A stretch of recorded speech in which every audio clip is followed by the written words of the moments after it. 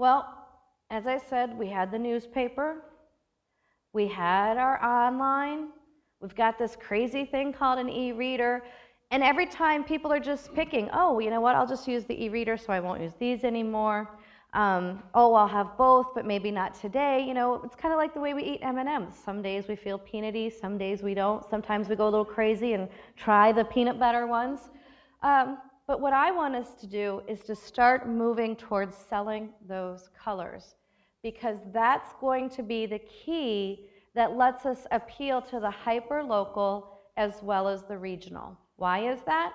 Well, if I'm a hyper-local person and I can't afford $5,000 to have a quarter-page ad or whatever the cost might be, I might be able to afford $500 per month to talk to people who are moms with boys at home.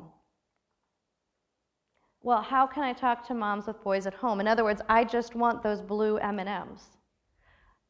How do I do that? Well, it's something called behavioral targeting, and that's something that is widely used on Internet Island. It's a fairly standard practice. It looks at the things that you've purchased online, the terms you've searched. If you've happened to register, then it takes that information and it kind of tracks you or remembers you with a cookie, so then they can serve you ads because they know that you're a mom with a child.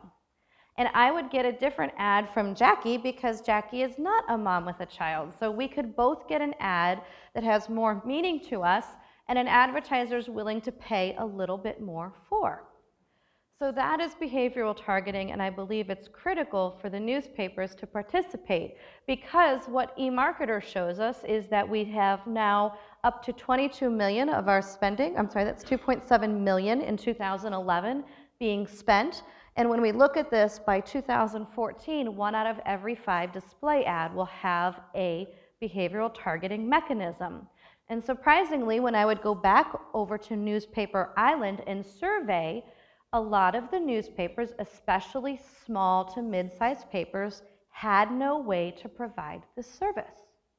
So if that's where the money is going, if that's how I might get hyper-local and regional nationals, newspapers have to have a way to play in that field.